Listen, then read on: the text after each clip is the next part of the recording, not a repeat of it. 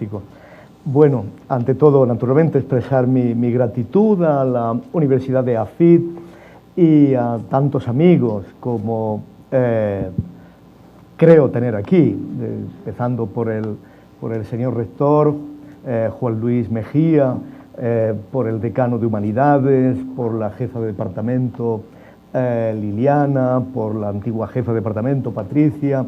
En fin, me siento muy feliz de estar entre ustedes y espero que mi exposición pueda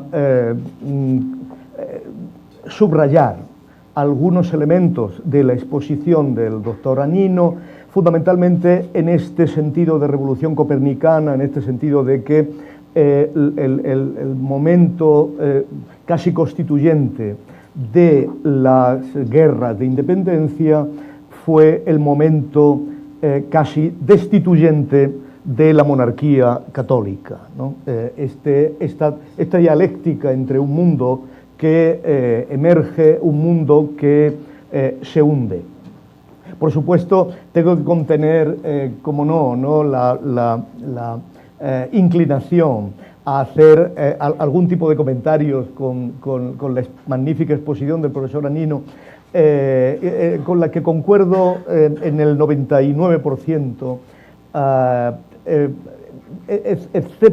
quizá mi único punto de diferencia es que el municipalismo es la propia historia de la tensión hispana, ¿no? De ahí que no es casual que el movimiento de reivindicación de los derechos de los pueblos se nombre como comuneros, ¿no? Podemos decir que el problema español, independientemente de América, de la que no quiero hablar, es el problema de cómo constituir un reino de ciudades, ¿no? Y esto ya es un problema medieval que naturalmente se transfiere a América justamente por lo que decía el doctor Anino, por la dominación real, ideológica, del sentido del municipio, que efectivamente tiene estructuras cristianas, pero también aristotélicas, ¿no? Esto es que tiene una dimensión no solamente propia de un derecho natural cristiano, sino también de un derecho filosófico, de un derecho natural filosófico. En esa propia tensión también vamos a conocer diferentes momentos de republicanismo y de un republicanismo más aristotélico, más griego, y de un republicanismo católico más atravesado por instancias de autoridad que tienen matices en la historia hispana. Pero me dejo esta inclinación, ¿no?, por la conversación, y me voy a tener a la propuesta que yo traía acá, y que tiene que ver esencialmente con lo que había dicho el señor rector anteriormente acerca de la problemática de la rebelión de Riego, ¿no? Yo cada vez más frecuente la historia con la finalidad de hacer un efecto presencia, esto es, con la finalidad de poder mirarla, intuirla, y para eso es preciso significar determinadas escenas que tienen un carácter significativo muy profundo, ¿no? Y yo me voy a centrar en tres escenas que casi constituyen el principio nietzscheano del eterno retorno, ¿no? Porque todas ellas se producen en Cádiz. Es Cádiz 1812, Cádiz 1820, Cádiz 1823, ¿no? Y en esas tres escenas voy a significar por qué España no pudo independizarse de sí misma, ¿no? En cierto modo, por qué allí donde las repúblicas americanas en cierto modo triunfan, España colapsa. Conmemoramos hoy los 200 años de la batalla de Boyacá, que dio paso a la ocupación de Bogotá y la huida del virrey Sámano de la capital de Nueva Granada. Un español del presente puede tener profundas razones para unirse a los colombianos en esta fecha. El régimen hacia el que avanzaba España en aquel tiempo era doblemente injusto en aquellos días de hace ahora 2 siglos. Era injusto porque ya era una ficción insostenible que concediera los mismos derechos a los españoles americanos, se decía así, y a los peninsulares. pero también injusto porque aquel sistema de gobierno era injusto en sí mismo para todos sus súbditos, españoles o americanos. La única razón que se podía aducir para no alegrarse de aquel proceso de independencia podría ser una que de vez en cuando todavía se escucha en España, a saber, que los territorios americanos no estaban maduros para desplegar su camino histórico. Quiero argumentar en contra de este razonamiento, haciéndome dos preguntas. ¿Era el gobierno de Madrid un sistema maduro, estable, ordenado, equilibrado, capaz de seguir manteniendo una influencia benéfica y civilizatoria sobre los territorios americanos? En esta intervención concluiré que no lo era. La segunda pregunta es, ¿acaso estaba España madura para iniciar un camino histórico independiente de su dimensión colonial? Y mi respuesta es que tampoco. Y por ello argumentaré que si los territorios americanos no estaban maduros para emprender un camino independiente, mantener su dependencia de una España que tampoco estaba madura no mejoraba su situación. Por supuesto, no hay un criterio objetivo, trascendental y válido de naturaleza metahistórica capaz de identificar la madurez de los pueblos. La historia no espera a que los pueblos estén maduros o no. Así que este argumento de la madurez no nos lleva muy lejos. Más productivo es adelantar en comparar procesos singulares. En este punto, la comparación como el propio argumento histórico. Y entender el sentido de ciertas diferencias entre lo que sucedió en España y en América. Pues aquí se logró una independencia, pero España no se independizó de sí misma. Para verlo, podemos ir a la primera escena, que es Cádiz, 1812. Creo que el acontecimiento fundamental en el que conviene situar el origen de los planteamientos que habrían de llevar a las guerras de independencia americanas reside en las Cortes de Cádiz, como ha recordado una y otra vez la historiografía especializada. En las Cortes de Cádiz se pudieron ver varias cosas importantes. Primera, que la representación americana en las Cortes no sería nunca justa ni proporcional, con lo que se hacía imposible seguir la ficción jurídica de la igualdad de derechos de los españoles de ambos hemisferios. Segundo, que dejando fuera la figura del rey, clave última de estabilidad del sistema hispanoamericano, los intereses y problemas peninsulares que se manifestaron en las Cortes eran de la misma naturaleza que los problemas propios de los criollos y de las élites americanas. Problema del comercio, problema de amortizaciones, de la propiedad en manos muertas, problema de la educación, con lo que la apariencia de una superioridad civilizatoria de la metrópolis respecto de la colonia se disolvió. Tercero, que España trabajó en Cortes con el tabú de la unidad, justo porque deseaba ser el sujeto jurídico internacional reconocido como cabeza del gran dominio americano. Pero por debajo de eso, sin embargo, existía gran disparidad de criterio en las propias Cortes y fuera de ellas sobre el ser de España. En efecto, las posiciones que se daban cita en las Cortes eran todo menos unánimes, pues albergaban principios incompatibles entre sí sobre la realidad de la nación.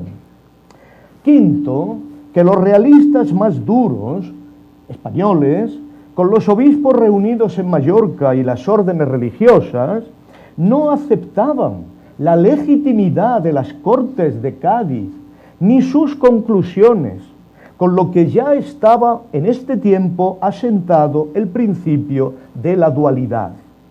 Sexto, que la diferencia entre el pueblo español en armas y el pueblo español reunido en Cortes era una diferencia abismal y pujaba en direcciones diferentes. Esto es el gran mito español, de que el pueblo en armas es lo mismo que el pueblo en cortes, y esto eran mentalidades completamente diferentes, sin que la Junta Central pudiera armonizarlas.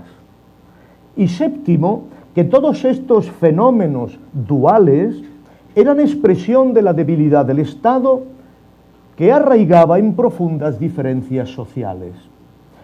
Los representantes americanos vieron todo esto de cerca, como vieron que los españoles resistían contra Napoleón por la ayuda de los ingleses, no por sus propias fuerzas militares. Así, los representantes americanos en Cortes comprendieron que el sistema político español en modo alguno era tan fuerte como daban a entender casi 3 siglos de dominación continental. Lo que de este modo percibieron es que no había una diferencia cualitativa entre las realidades sociales de un lado y del otro del Atlántico. No fue Humboldt ni Bentham los que convencieron a los americanos de que estaban maduros para la independencia. Ellos mismos se convencieron con sus propios ojos de que dependían de un sistema político débil del que quizá no debían esperar nada mejor en el futuro. Su comprensión era que España había dado a América todo lo que podía darle. Menciono a Humboldt porque deseo recordar una cuestión que es la clave de todas las dualidades. En su informe, cuando era embajador en Viena, sobre la Constitución de Cádiz, dijo que los legisladores españoles se mantuvieron en una situación inconsistente. Rebajaron y humillaron la figura del rey y la redujeron todo lo posible, pero la mantuvieron en la cima del poder ejecutivo. Les había faltado poco para proclamar la república, de facto, pero habían mantenido el tabú del rey. Humboldt recordó que al menos los jacobinos franceses fueron coherentes. Esta inconsistencia se manifestó cuando en 1814 el rey regresó a España. Como dijo el ferviente absolutista Juan Gabriel del Moral, cito, cuando Fernando VI entró en España ya no había constitución, tan pronto pisó en España, ya no había constitución ni señales de que la hubo. Allí por donde pasaba el rey, los pueblos lo aclamaban. No aclamaban la Constitución, sino al rey. Esos recibimientos, por supuesto, fueron organizados por una actuación conjunta, convergente, de altos cargos eclesiásticos y altos mandos militares, todos ellos representantes de la sociedad nobiliaria, como el cardenal de Borbón, cardenal que es al mismo tiempo familia directa del rey, el general Palafox y el general Elío. Esa convergencia entre élites nobiliarias y pueblo llano hacía inviable la Constitución de 1812, pues ninguna de esas fuerzas había participado realmente en su hechura. Tal cosa se vio en el manifiesto de los persas, que fue muy consciente, como Humboldt, de la razón última de las dualidades hispanas. Ese manifiesto, que se realiza en Valencia, invocaba que la monarquía tenía leyes fundamentales antes de la Constitución de Cádiz y que esta Constitución venía a derogarlas de forma ilegítima. Este manifiesto de los persas mostraba la contradicción fundamental entre estas dos cláusulas de la Constitución. Cito, cuando haga así es que cito, que la nación española es libre e independiente y no es ni puede ser patrimonio de ninguna familia ni persona. Cláusula contraria a la que se dice en el artículo 14 que se expresa así, que el gobierno de la nación española es una monarquía moderada hereditaria. El manifiesto de los persas decía que de ahí se derivaban todas las otras contradicciones. ¿Por qué? Estos dos artículos son inconciliables.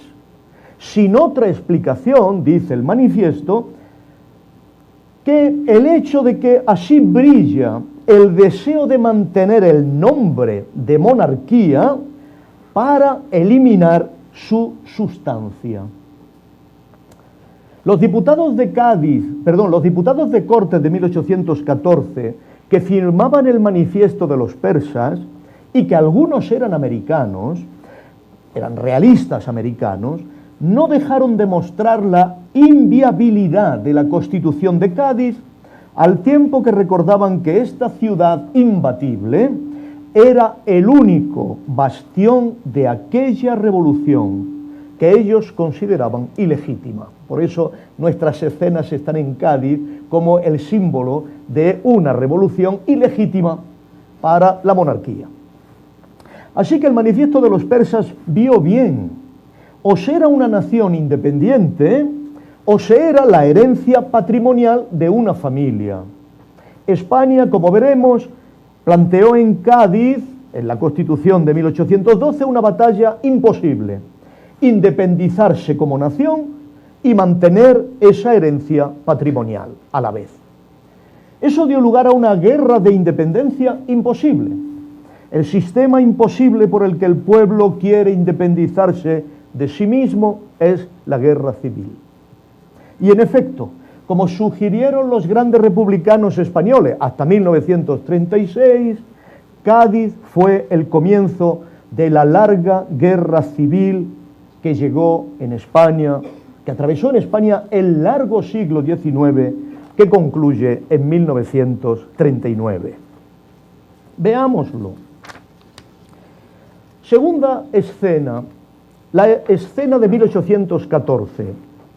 Estas previsiones sobre la dualidad de la evolución española se vieron desde 1814 con apenas unos pocos días de diferencia. Ramón Mesonero Romanos, que escribió unas memorias de un sesentón, se llama así el libro, Memorias de un sesentón, porque las escribe muy viejo, fue un observador atento. Amenazamos, varios de los que estamos aquí amenazamos con memoria de un sesentón o setentón. Fue un observador atento de aquellos días y del trágico destino que se jugó en ellos. En el capítulo 8 de esas memorias comenta algo tan rotundo como esto: afirmo, pues, con sinceridad, que todos, absolutamente todos los muchachos, desde los 8 a los 15 años de edad, a pesar de que no habíamos podido conocer, por estar en la cuna, el gobierno absoluto de Carlos IV, el padre de Fernando VII, y de su odioso favorito, Godoy, éramos decididamente patriotas, antiafrancesados, antiserviles, liberales hasta la médula de los huesos.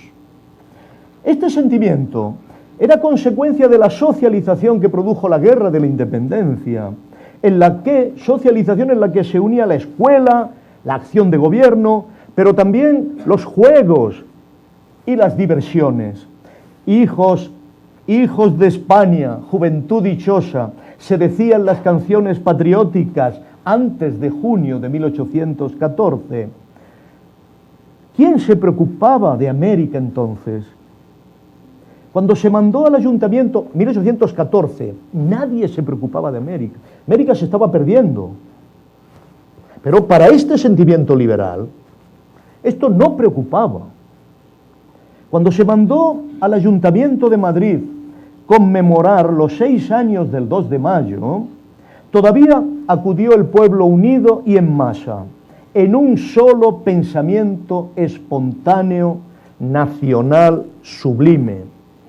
Todavía era posible pensar que el legado de los caídos en la guerra, de las Cortes de Cádiz y del rey secuestrado eran elementos convergentes y compatibles.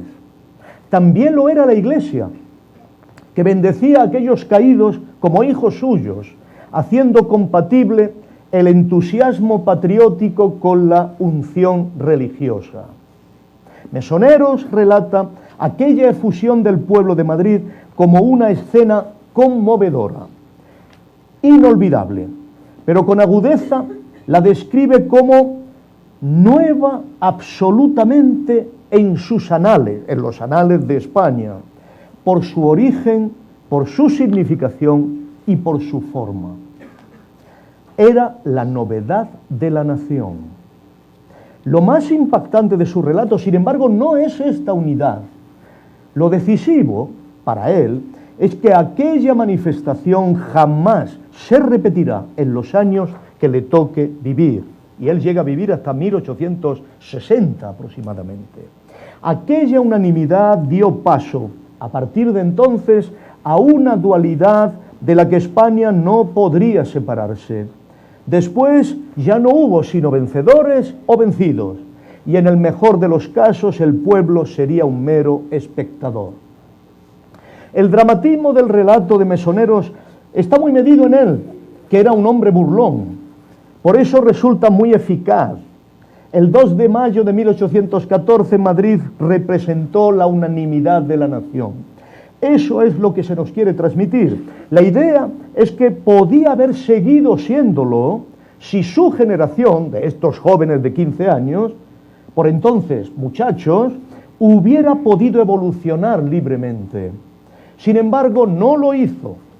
Pocos días después de la celebración del 2 de mayo, 2 exactamente, en Valencia, en secreto, los que habían protagonizado aquella ceremonia de la unanimidad eran aherrejados, presos, en inmundos calabozos, lanzados a los presidios africanos, o escapando otros al extranjero suelo, huyendo tal vez del patíbulo que les preparaban los perseguidores.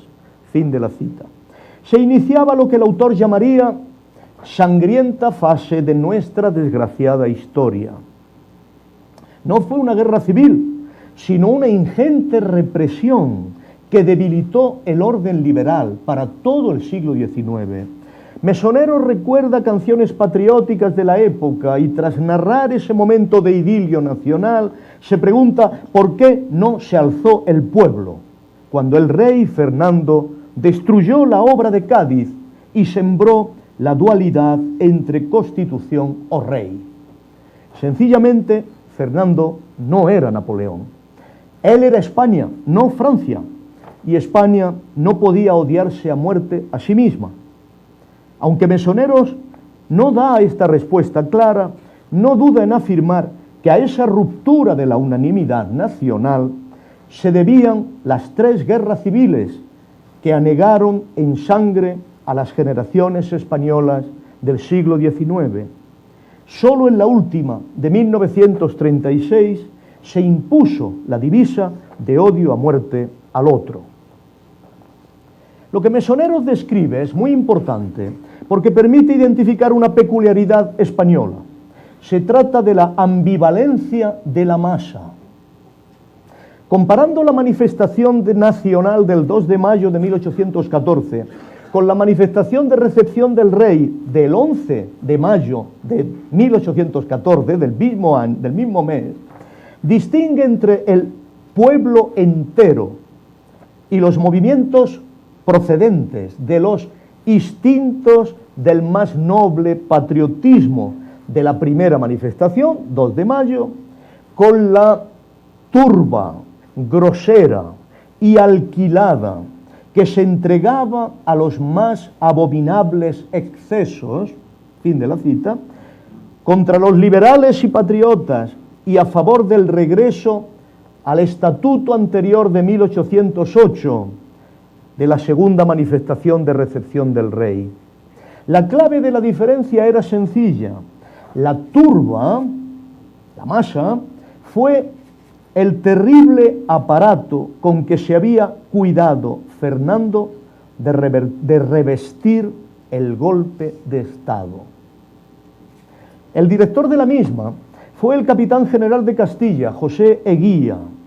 Estos actores de las élites centrales tenían práctica en movilizar a la parte más indigente de la sociedad a favor de sus intereses mediante regalos, dádivas. Esto es, mientras que las élites criollas, guiadas por el miedo a la revolución de las castas, por mímesis de Guadalupe y de Haití, debían ensayar formas de integración de esas castas para aumentar la base nacional de su camino histórico, en España una vieja práctica de movilización y amotinamiento de lo que Mesoneros llama la ínfima plebe reclutada al efecto de las tabernas y de los mataderos, constituía esta plebe una poderosa arma, dócil y maleable en manos de las élites centrales. En 1814, el motín se dirigió contra la Constitución de Cádiz y recorrió las calles de Madrid denunciando a flamasones, no francmasones, flamasones, herejes y judíos. Fijaos el dispositivo de movilización de la plebe, dando vivas a la Inquisición y amenazando a quien no secundara sus gritos y ademanes, como antes se había dirigido ya, exactamente con las mismas palabras contra Esquilache, por las reformas. La cuestión es conocida y no insistiré en eso. Tampoco evocaré la ira de Mesoneros. Solo haré justicia a su objetividad cuando reconoce que no hay que confundir a esa turba con el, cito, concurso numeroso de la parte más humilde de la población, que luego se asoció a recibir a Fernando con simpatía, al rey que entraba al frente de una división del ejército de Levante preparada por Elío. Debemos quedarnos con este punto. La parte más humilde de la población era realista, pero solo se moviliza cuando la plebe es dirigida por las élites centrales. Esa parte humilde del pueblo español no era antiliberal, pero podía llegar a serlo si antiliberal se confundía con antimonárquico. Perdón, si liberal se confundía con antimonárquico. Y eso es lo que impuso, esa interpretación es la que impuso el manifiesto de los persas. Madrid, que se llamaba capital de dos mundos, y cuyo corregidor, acordaos, en ese día era el conde de Moctezuma, de Tula y de Tultengo, Madrid, por ser monárquica, dejó de ser constitucional. Se hundió en lo que Mesoneros llama una inercia verdaderamente oriental. Eso fue volver a 1808, pues no se marcaba un futuro alguno. Respecto a América, no se trató solo de que se suprimiera el Ministerio de Ultramar, quedó eliminado, que había creado el gobierno constitucional, sino de que gobernasen las covachuelas, esto es, el nuevo conjunto de consejos sujetos todos, cita, a la elevada autoridad del Real y Supremo Consejo de Castilla. Su competencia era universal y abigarrada, pues era consultivo, gubernativo, legislativo, pero sobre todo ejercía el control de acceso a todas las magistraturas de la Iglesia y del Estado. En suma, era el órgano de cooptación de las élites centrales del Estado. Cuando Mesoneros Romanos lo describe, nos damos cuenta de qué significaba inercia oriental. Cito, a sus órdenes respectivas de los consejos y del Consejo de Castilla, la multitud de superintendencias, subdelegaciones, conservadurías, protectorías y juzgados privativos que hacía la desesperación de los que pretendían desenredar aquel laberinto y la fortuna de los abogados y demás curiales que hallaban en tal mina un rico filón que explotar. El gobierno así era sencillamente el retablo de las maravillas. El Consejo de Castilla controlaba la sociedad y la estabilidad de las élites. Lo demás era una pura apariencia. El término medio de los ministros del rey durante esta etapa 1814-1820, el término medio de duración de los ministerios fue de 2 meses. De entre las palabras españolas que pasaron a la ciencia política, aparte de guerrilla, aparte de servil, la de y liberalismo, de entre las palabras españolas que pasaron a la ciencia política, la de camarilla, describe un poder del Estado separado por completo de su pueblo. Ese fue el poder de Fernando. Lo más increíble de las memorias de este célebre escritor mesonero, por lo demás hoy olvidadas, es que en ningún momento se dice que había que salvar un imperio. América no está presente aquí. Sí se sabe que se recompuso el Consejo de Indias, pero América ya no eran las Indias, y con ministros que duraban 2 meses en el cargo, no podía ser gobernada. En este sentido, lo que causa asombro es que las guerras de independencia duraran todavía tanto. España, en ellas, era un espectro, el que invocaban los realistas americanos. En la península, España era siempre otra cosa. Lo que afirmo es que desde el regreso del rey a España, el tótem, el rey, no solo no logró mantener la unidad de la comunidad nacional, no logró mantener ni siquiera su propio partido. Por supuesto, así resultaba imposible mantener el dominio sobre América. Fue la desolación, porque no se tenía otro símbolo alternativo de la comunidad. Así que fue un símbolo que generó una comunidad negativa de pertenencia. Cada nuevo espíritu que venía al mundo, dice Mesoneros, se afirmaba en el, cito, odio a lo existente.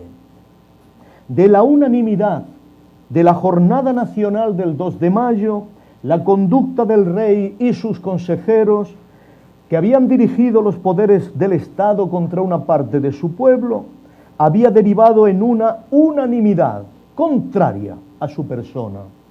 En términos freudianos, el tótem se había convertido en un jefe de horda. Tercera escena, 1820. Para entender por qué he titulado esta intervención España no puede independizarse de sí misma, debemos dirigirnos a la siguiente escena. Tuvo lugar en 1820, hace ahora exactamente 2 siglos. Por supuesto que entre 1814 y 1820, la época absolutista, debemos situar el punto álgido de la acción de Bolívar, cuya contrapartida hispana era la desolación creciente. Como sabemos, todos los procesos de la independencia americana culminaban en este tiempo. La situación de España era catastrófica y desesperada, como he dicho. En la peor circunstancia, España todavía debía hacer un esfuerzo final que se llamó, de nuevo, reconquistar América. Toda la confianza se puso en organizar el ejército de ultramar, capaz de responder a la victoria de Boyacá, que había tenido lugar ahora.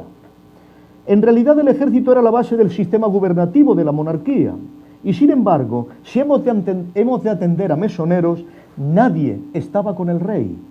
Ni la aristocracia, ni el ejército, ni la ilustración, ni la ciencia, ni la propiedad, ni la industria, ni la iglesia. Dice Mesoneros, hasta el mismo clero, tan mimado y complacido en un principio, receloso ya, dirigía sus miradas hacia otro astro. La voluntad del rey, dice Mesoneros, estaba en el vacío absoluto. Esa era la situación de 1820. Para analizarla, oigamos a otro testigo. Viene el caso porque alguien de ustedes podría decir que Mesoneros, aunque viejo y moderado, era demasiado liberal. Escuchemos a otro más moderado todavía que él. Uno de los fundadores, fíjense si ya era moderado, uno de los fundadores del Banco de España. No podemos sospechar nada acerca de su ecuanimidad. Pero es interesante porque fue testigo de toda la aventura del ejército de ultramar, que llevó al trienio liberal y que permitió, por la imposibilidad de que tal ejército se embarcase, que la guerra de la independencia americana concluyera, como observó otra insigne memorialista de entonces, el Marqués de las Amarillas. Pero ahora hablo de Ramón Santillán, como he dicho, el primer gobernador del Banco de España. fue ayudante del cura Merino en 1808, colaboró en la normalización de su batallón, en fin, un hombre importante, un hombre de orden. Y aunque participó en esa, cita a él mismo, guerra a muerte a nuestros invasores, es muy importante ver cómo la guerra a muerte no es un invento de Bolívar, la guerra a muerte es la transferencia de la divisa de los españoles contra los franceses a los americanos contra los españoles. Y aunque él participó de este espíritu, no se dejó llevar por ese legado en los tiempos de paz. Al final fue rescatado, se enroló en el ejército de ultramar y lo vemos en Cádiz en 1819. Enrolado en este ejército que debería liberar a España, dice él, de sujetos indeseables y de los restos del ejército popular de 1808. Debemos creer a este hombre imparcial, ponderado, que nos da una descripción tenebrosa de la base de su ejército. Creo que me estoy pasando del tiempo. No. Quedan 15, pero... Sí, con 15 tengo de sobra. Lo que dice, voy a ir muy rápido, lo que dice Santillán es que el ejército se rebela y se niega a embarcar por una doble conspiración. Una primera conspiración que desarrollan justamente los amigos de los americanos que están en Cádiz, los amigos de los rebeldes americanos que están en Cádiz, y que se dirige contra la base baja del ejército, a los que informa de que inevitablemente morirán en América, o sea, que es una guerra imposible y que si se embarcan morirán. Pero hay otra conspiración que va por los mandos altos, que está gobernada fundamentalmente por una sociedad secreta que es la Sociedad del Anillo, una sociedad de masones, ¿no?, que está canalizando toda la inquietud liberal. Al final, el ejército, 4 batallones de los 10 batallones más o menos que iba a tener el ejército se rebelan, se organizan en Cádiz, y en el mismo sitio en que los españoles resistieron contra los franceses, en ese mismo sitio se deciden a resistir contra el ejército realista de Fernando VII, ¿no? La escena, por lo tanto, es simétrica a la de la Guerra de la Independencia, solo que ahora los españoles que se han mantenido fuertes en Cádiz, lo que quieren es mantenerse independientes del rey de España, que en el fondo le amenaza con el ejército de ultramar. Al final, cuando obviamente Riego, al frente de ese ejército de ultramar, quiere salir de la isla de León, de Cádiz, para intentar levantar otras ciudades, y se dirige a Gibraltar, donde el propio Santillán dice que se vio con sus amigos los ingleses. O sea, la guerra de independencia se repite. Los liberales vuelven a hablar con los británicos para que los británicos protejan la isla de León de Cádiz, pero ya no contra los franceses, sino contra los realistas, ¿no? Efectivamente, lo que hace Riego es ir a Gibraltar, pero cuando quiere volver a la isla, ya la isla está cerrada porque están rodeados por los realistas, en este caso, y lo que tiene que hacer Riego en ese caso es echarse al monte, como un guerrillero más del 1808, se mete en la serranía de Ronda para ir a Málaga e intentar levantar la guarnición de Málaga. Por supuesto, en Cádiz en ese momento los dos ejércitos están frente a frente, y el general del ejército realista, como sabe que es una guerra civil, no quiere entrar al asalto a Cádiz y se mantiene expectante. ¿Expectante a qué? A que la Sociedad del Anillo haga su juego político y levante otras guarniciones en otras partes de España. Y efectivamente levanta guarniciones en Barcelona, en La Coruña, en Zaragoza, y cuando se ve que hay otras guarniciones levantadas, el rey prácticamente decide jurar de nuevo la Constitución. Y cuando esta noticia llega a Cádiz, naturalmente los dos ejércitos vuelven a reunirse, con una pequeña diferencia, que cuando la ciudad de Cádiz está reunida para jurar la Constitución con el general en jefe del ejército, lo que implica naturalmente no embarcarse a América, irrumpe un batallón de guías, se llama el batallón de guías, directamente dependiente del rey, y comienza a fusilar a todo el pueblo de Cádiz reunido en la plaza, a disparar. Santillán dice de manera muy precisa, borrachos, a disparar a su propio pueblo. En estas condiciones, lo fundamental fue que los altos cargos militares, ante el mayor peligro, que era una rebelión de los bajos mandos del ejército, anárquica y caótica, todos se pasan a jurar la Constitución y a mantener medianamente el orden en una turba de nuevo, en una tropa de nuevo, que, dice Santillán con gracia, solo obedecía las órdenes del tambor mayor, ¿no? Para ver la simetría con la turba que había manejado la...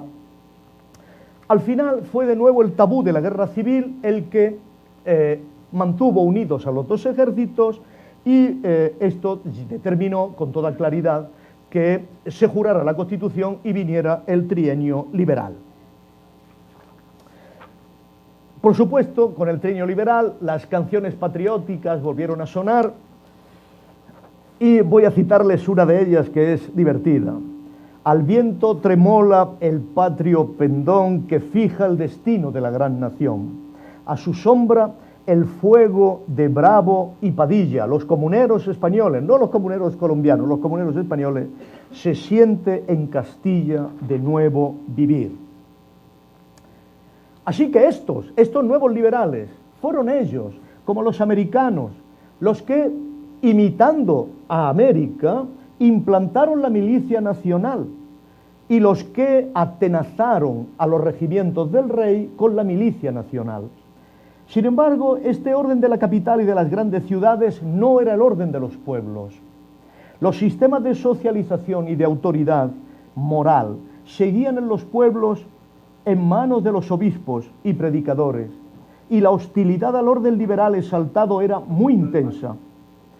La relación de estos elementos, obispos, predicadores, altos cargos militares, nobiliarios, con la Santa Alianza, hay que recordarse, la Santa Alianza después de Napoleón, era muy estable, como se vio en el acuerdo del nuncio con los embajadores de Austria, Prusia, Rusia y Francia, de pedir sus pasaportes inmediatamente que triunfó el trienio liberal. Y amenazaron, al salir de España, con una intervención europea que se iba a preparar. Las partidas del somatén realista, los guerrilleros realistas, en esos pueblos, sobre todo en las tierras del norte, desde las provincias vascongadas a las catalanas, impugnaban las órdenes de Madrid. Estas partidas se parecen como dos gotas de agua a los antiguos guerrilleros contra los franceses, y sabemos sus nombres: Polvos, Trones, Cuchareta, los motes, Rinrán, Zapata, Perejil. Ahora, sin embargo, tenían una función diferente a la de 1808. Fueron ellas las que prepararon el terreno para la invasión de los 100.000 hijos de San Luis de 1823.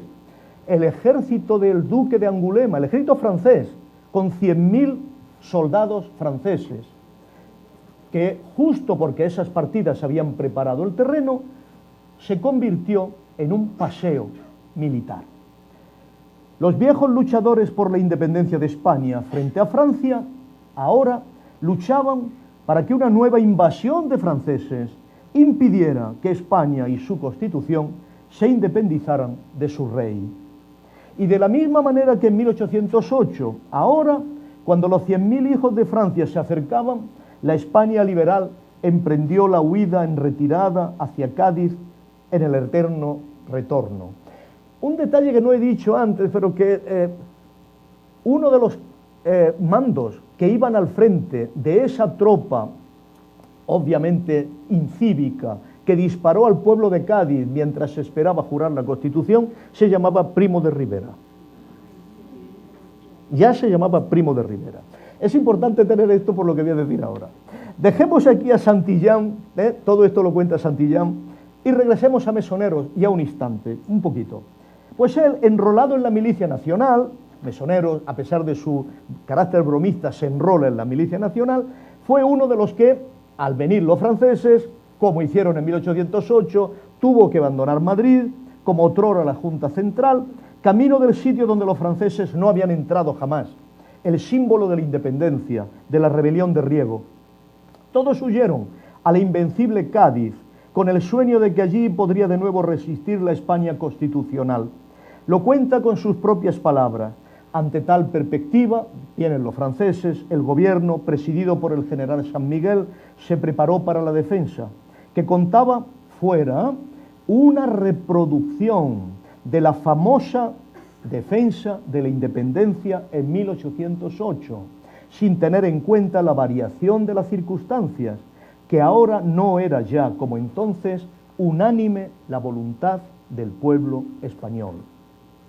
En efecto, ahora los franceses representaban una parte de España, de la cual la otra parte no podía independizarse, porque con ella, finalmente, también estaba su rey. En su retirada, el gobierno liberal custodiaba las urnas de los caídos de 1808. Es muy patético esto, ¿no? La gente de la milicia nacional que se refugia en Cádiz y que lleva las urnas de los héroes de 1808, ahora ya convertidas en cenizas, en fetiche. La columna que las protegía a estas cenizas iba dirigida por un tal don Pablo Iglesias, el que fusila al pueblo de Cádiz es un primo de Rivera, y el que lleva las cenizas, un tal Pablo Iglesias. Aunque seguían cantando canciones que decían: corramos a las armas, milicianos valientes, nadie corrió. En medio, como prisionero y secuestrado, el rey Fernando. La situación de 1808 se invirtió como en un espejo. El rey iba preso de los patriotas, constitucionalistas, y los franceses y los guerrilleros persiguiéndolos, ahora para liberarlo. El viejo pueblo, antes apegado a su rey, ahora miraba la lucha con indiferencia. El odio a muerte, ni a los liberales ni a los realistas, se convirtió nunca en su condición existencial. Era una batalla que daban otros. En realidad, había perdido el respeto por los dos partidos. Algo pudo hacerse realidad aquel día 15 de junio de 1823, en que Fernando prisionero entró en Cádiz. Esa entrada, dice Mesoneros, ofreció un espectáculo verdaderamente deplorable y muy semejante, sin duda, al que pudo presentar la del infortunado Luis XVI al regreso de Varennes. Mesoneros veía en aquella situación peligrar la vida del rey, pero de nuevo la inexistencia del odio a muerte, el tabú de no matar al tótem se impuso, y el tótem vivo no cesó de conspirar y dividir a su propia comunidad. En Cádiz todos los refugiados se hicieron ilusiones de que Gran Bretaña vendría en su ayuda, como en 1808. No ocurrió así. El gobierno constitucional, recuerda Mesoneros, se hallaba en el más agudo aislamiento. La defensa de la Constitución no iba a producir la constelación internacional y popular que produjo la defensa de Fernando. Mesoneros recuerda que el pueblo de Cádiz ya miraba a los actores con la indiferencia musulmana. Estos actores liberales eran víctimas de una ilusión patriótica que se disolvió tan pronto la bandera blanca de Francia ondeó en el castillo de Santipetri, el último muro de protección de la bahía de Cádiz, algo que no sucedió nunca en 1808. Luego la ciudad fue bombardeada, mientras el rey se divertía mirando los efectos de los proyectiles sobre las casas, desde una terraza propia que le habían propuesto. El 1 de octubre, tras una comunicación solvente de señales entre el rey y la escuadra francesa, se llegó a la certeza de que el rey estaba bien y libre. Así que Fernando puso pie en la tierra firme del puerto de Santa María poco después. Luego empezó la primera metódica, sanguinaria y violenta represión de todo lo que fuera liberal. Cuando se mira todo este ciclo, esta sucesión de escenas, uno no puede sino apreciar que todo aquel gasto ingente, ¿se oye? ¿Se oye? Todo aquel gasto ingente de energía, fruto de un nuevo sentido de la libertad, no fue capaz de generar un nuevo orden. Si la vieja España cayó en ese estado, no podemos lamentar que los nuevos pueblos de la antigua América española emprendieran también su camino hacia un orden propio que la metrópoli ya no podía ni darle ni darse. Pues en verdad nadie puede dar lo que no tiene. Lo que hay que lamentar es que España no les hubiera transmitido una herencia más sólida, capaz de hacer más fácil el camino a los nuevos pueblos. Tampoco se ofreció esa herencia a sí misma y por eso nuestro camino fue tan trágico. Desde aquel día 1 de octubre de 1823 no existió generación de españoles que no se haya emocionado con aquellos versos que cita Mesonero: a fundar otra España y otra patria, más grande, más feliz que la primera. Desde Mesoneros sigue resonando. Pero desde entonces hemos aprendido también algo, que la guerra civil es el peor medio de independizarse de uno mismo, porque las dos partes enfrentadas no dejan de reproducirse en esa lucha y jamás se dejan atrás. Y que tras las guerras civiles siempre acaban apareciendo potencias extranjeras que son las decisorias. Así que llevamos camino de aprender que la única forma hacia la independencia nacional es independizarse de la propia historia y del confuso rodar de la violencia, ese eterno retorno de los fracasos que hemos simbolizado en las tres escenas de Cádiz. Y eso significa aceptar la complexio oppositorum que somos y aprovechar la productividad de las diferencias igualmente consideradas como constituyentes. Gracias.